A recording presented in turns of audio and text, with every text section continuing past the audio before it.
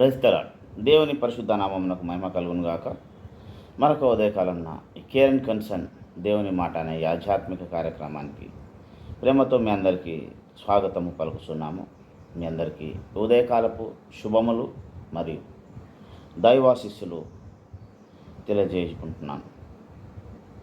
ప్రభునందు నాకు అత్యంత ప్రియులారా, ఈ దినపు మూలవాక్యముగా విలాప వాక్యముల గ్రంథము 2వ అధ్యాయము 19వ వచనమును మనం చదువుకుందాం.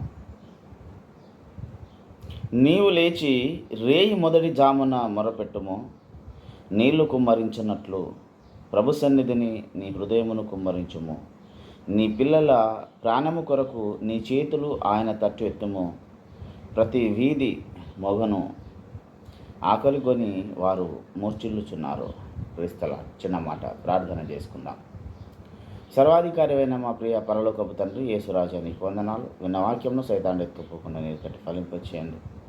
మంచి నీళ్ళలో పడ్డ విత్తనము నూరంతలు ఫలించినట్లు మా అందరి జీవితాల్లో ఫలించే కృపను దయచేయండి. నమ్మదగిన నీ హస్తాలకు మమ్మల్ని సమర్పించుకుంటున్నాం. వినగలిగిన చెవులను, గ్రహించగలిగిన మనసును మాకందరికీ దయచేయండి. యేసునామమున ప్రార్థించి అడిగి వేడుకుంటున్నాము తండ్రి, ఆమేన్. Praise the lord. ప్రభునందు నాకు అత్యంత ప్రియులారా,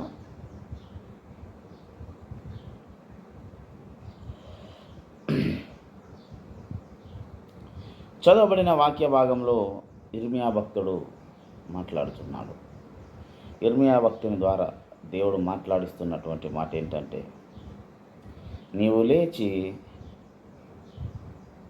మొదటి జామున మొరపెట్టుము.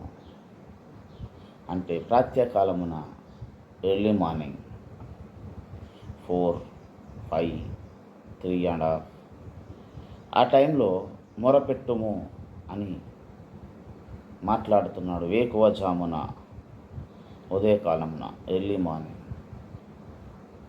ఎందుకు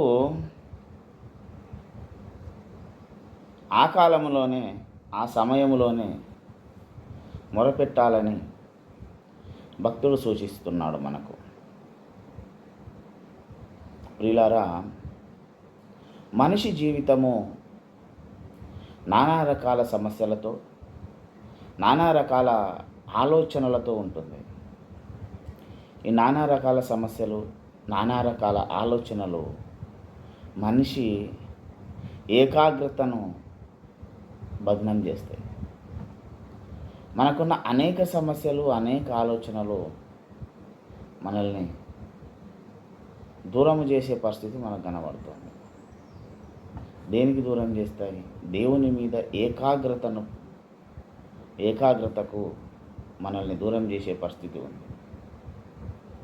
పొద్దంతా అన్ని ఆలోచనలు వస్తాయి, సాయంత్రం వచ్చేసరికి బుర్ర నిండా ఆలోచనలు. ఏది చేయాలనుకున్నాం, ఏది చేయలేదు, ఏది చేసాం, దేనివల్ల ఏం జరిగింది, ఎంత ఇబ్బంది అయింది, ఎంత నష్టమైంది అనేది చాలా గలిబిరి పరిస్థితి ఉంటుంది. మనిషి ప్రశాంతంగా అన్నీ మర్చిపోయేది ఒక నిద్రపోయినప్పుడే. కొన్నిసార్లు నిద్రలో కూడా ఇబ్బంది అవుతూ ఉంటుంది. లేచేటప్పటికి మనసు ప్రశాంతంగా ఉంటుంది కనుక దేవుని మీద నీ మనసు ఆనుకొనడానికి సరి అయిన సమయము. బైబిల్ గ్రంథంలో చాలామంది భక్తులు ఉదయకాలమునే, వేకువజామునే లేచి మోకరించి ప్రార్థన చేశారు అని ఉన్నది. మొట్టమొదటిగా మనము చేయాల్సినటువంటి పని కూడా ఉదయకాలంనే లేచి మోకాల్లోని మన పరిస్థితిని బట్టి ఎలాగైతే అలాగా మన మనసును దేవుని మీద లగ్నమును చేసి ఆకాశము వైపు మన కన్నులెత్తి, మన ఆత్మనేత్రములు తెరచి దేవుని వైపు చూస్తూ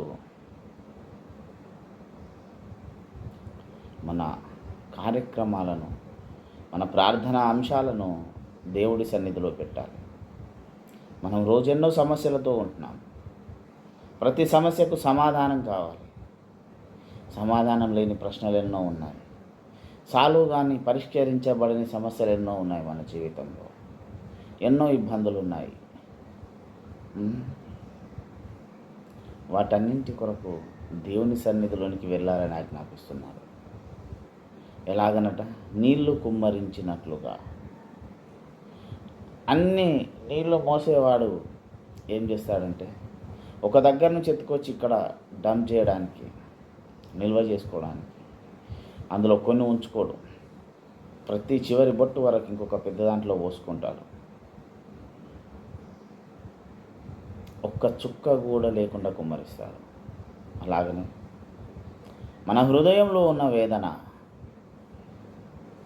మన హృదయంలో ఉన్న ఆలోచన, మన హృదయంలో ఉన్న ప్రతి సమస్యను వేకువజామున ప్రభు సన్నిధిలో కుమ్మరిస్తే మన హృదయం ప్రశాంతమవుతుంది. మన జీవితం ప్రశాంతంగా మార్చబడుతుంది. ఎందుకంటే మన హృదయంలో దేవుని ఆలోచనలు, దేవుని విధానం పనిచేయడానికి మనం దేవుడికి అవకాశం ఇవ్వాలి. మన సమస్య దేవునికి వివరించాలి. ఏమంటున్నాడు? పూర్తిగా కుమ్మరించబడ్డప్పుడు మన హృదయం ఖాళీ అవుతుంది. ప్రతి సమస్య దేవుని దగ్గర కుమ్మరించబడ్డప్పుడు ఖాళీ అవుతుంది. ఆ ఖాళీ అయ్యేటటువంటి సమస్యనే, ఆ హృదయం ఖాళీ అయినప్పుడు అక్కడికి దేవుడు వస్తాడు. దేవుడు ఊరికే రాడు. నువ్వు అడిగిన ప్రతి మనవికి, ప్రతి ఈవికి సమాధానాన్ని తీసుకుని వస్తాడు.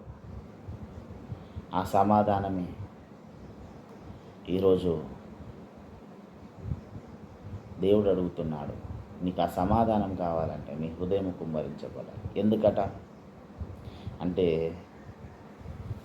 నీ పిల్లల ప్రాణము కొరకు, అంటే నీ పిల్లలు నిలబడడానికి, బ్రతకడానికి అవసరమైన ప్రతిదీ దేవుడు తన సన్నిధిలో నుంచి నీకు దయచేయబోతున్నాడు. నువ్వు అడిగిన ప్రతిదీ దేవుడు ఇయ్యబోతున్నాడు నా ప్రియులారా. కనుక నీవు ప్రతిదీ దేవుని కొరకు దేవుడి సన్నిధిలో కుమ్మరించాలి. నీ సమస్య, నీ బాధ, నీ రోదన, నీకు కావలసిన ప్రతి ఈవులు దేవుడి సన్నిధిలో నువ్వు కుమ్మరిస్తే ఆ ఉదయకాలమున దేవుడు నీ దగ్గరికి రావడానికి సిద్ధంగా ఉన్నాడు. దేవుని ఉనికి, దేవుని నివాసము నీ హృదయంలో కావాలి.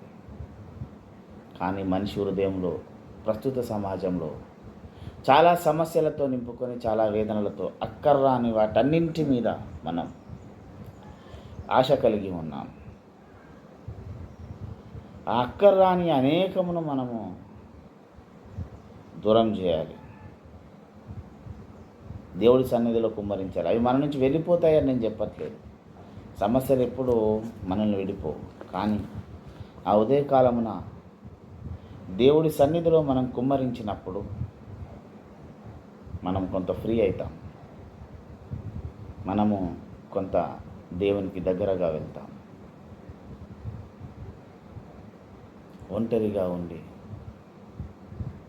ఏడవడం కంటే, బాధపడడం కంటే ఆ కన్నీటిని దేవుడి సన్నిధిలో చూపిద్దాం. ఆ కన్నీటి యొక్క విలువ దేవుడు వాటికి లెక్కిస్తాడు. నీ కన్నులో నుంచి వచ్చే ప్రతి చిన్న కన్నీటి బొట్టు కూడా లెక్కించబడుతుందని దేవుడు చెప్పాడు. ప్రియులారా, అందరం జాగ్రత్తగా ప్రభు సన్నిధిని వెతుకుదాం. ఎన్నో సమస్యలు లేవగానే ఇంట్లో పని, ఆ పని, ఈ పని, పిల్లలు అని ఎన్నో సమస్యలతో సతమతమవుతున్నాం మనం.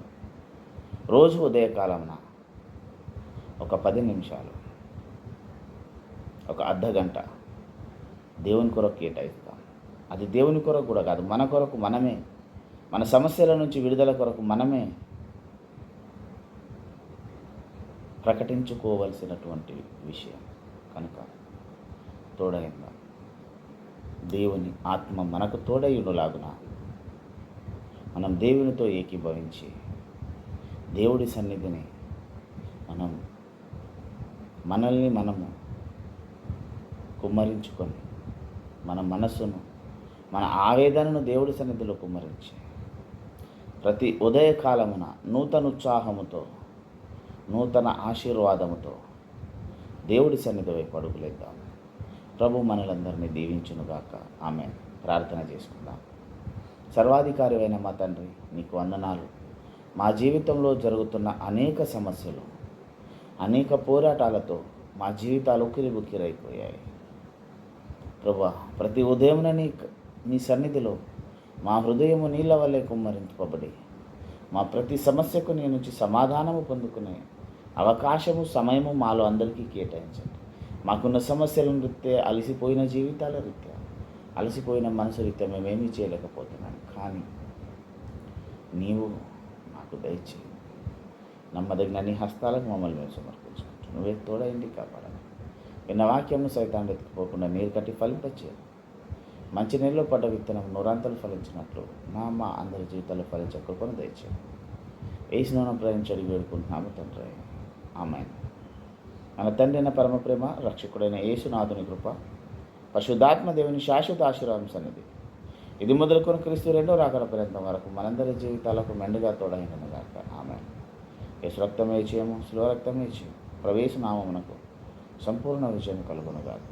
ఆమేన్, ఆమేన్, ఆమేన్. క్రీస్తులారా, దేవుడు మనలందరినీ దీవించునుగాక. ఆమేన్.